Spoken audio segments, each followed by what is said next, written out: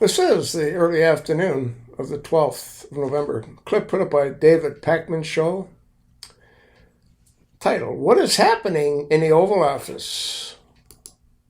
Plays for 6 minutes. Let's have a listen. Donald Trump has now turned.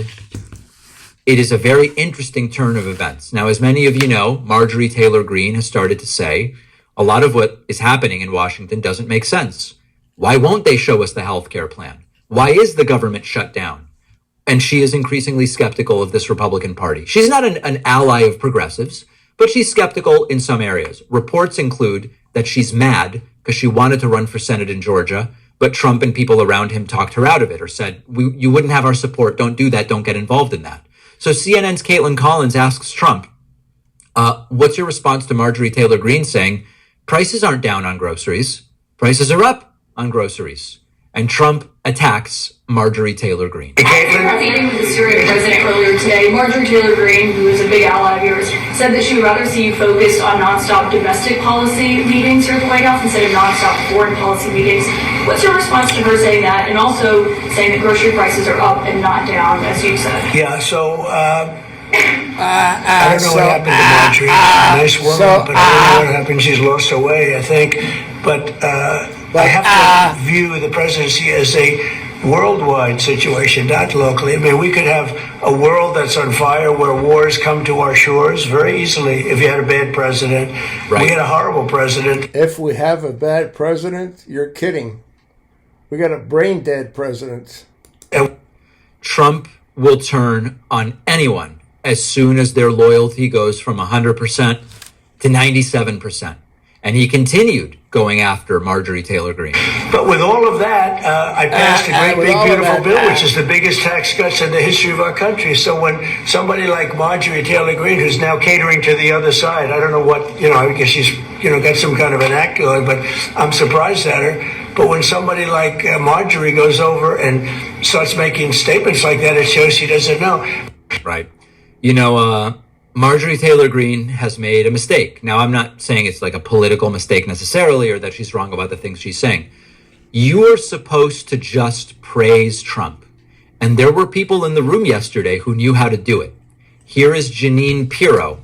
This is what Trump expects. This is what he wants Marjorie Taylor Greene doing. I know, and Mr. President, there is in this room a group of people who love you, who believe in you, and who are so proud to be in this Oval Office and to be part of this amazing day because you have changed the course of America. And thank you, Sergio, for what you've done. God bless you both. There you go. That's how you're supposed to do it. That's how Trump expects to be treated. Another example, here's Marco Rubio taking his turn kissing Trump's hands.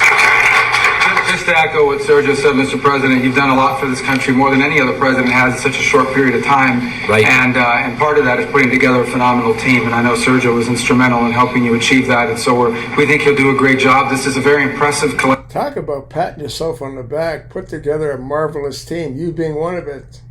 Fucking spick. Anchor baby. Fucking thing's a joke. The guy's a fucking anchor baby.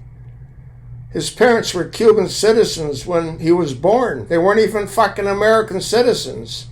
And this cocksucker wants to run for president? He already ran for president when he was knocking the shit out of Trump, when he ran against Trump. Collection of people. There are almost 1.5 billion people in the Oval Office right now. There you go.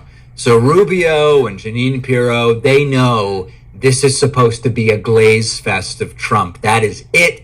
And Marjorie Taylor Greene is out.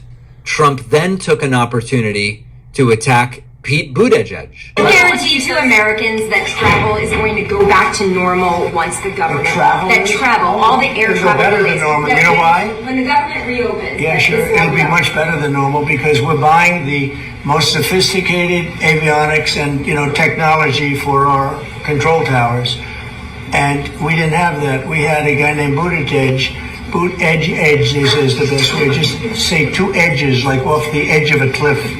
You know that some control towers have equipment from the Second World War? And they was buying the most sophisticated for the control towers. It'll take 200 years to get them all up to speed. But he's too stupid to understand any of this. Which is where they were taking us, by the way. Buttigieg was the Secretary of Transportation, and he spent billions of dollars trying to patch together our air traffic control system. So the problem isn't the shutdown that's taking place under Trump's watch, or the fact that he's got a reality TV show participant in Sean Duffy running the Department of Transportation. The problem is Pete Buttigieg, ladies and gentlemen. A surreal moment as Donald Trump calls over Erica Kirk, the widow of Charlie Kirk, calls her over for a kiss. Where's Erica?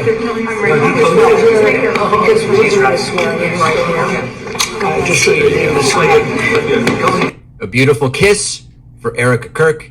And then finally, Donald Trump predicting $2 gasoline, and then says, we're going to have it, and we already have it. Wait, so which is? Oil, the electric, but I think you're going to see $2 gasoline or something very close to that. In fact, we're already in the twos, but I think you're going to be seeing very soon $2 gasoline. Yep.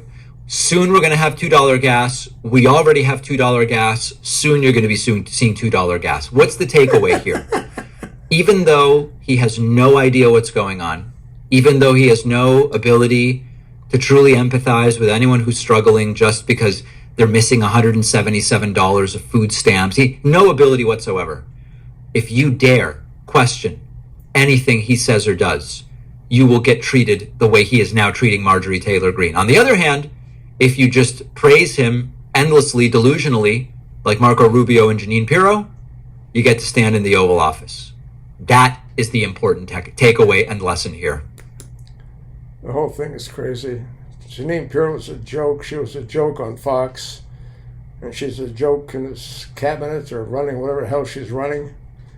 And like I said, that spick is an anchor baby. And he ran against Trump. And listen to what he said about Trump. Go do a search on how he attacked Trump when he ran against him. Now he's on his knees giving him a blowjob. I don't know how you can give a guy a blowjob when he's got a dick the size of a tiny mushroom, but I guess it can work. Melania probably knows. I'll attach the link. Look at it, pass it along, and thanks for listening.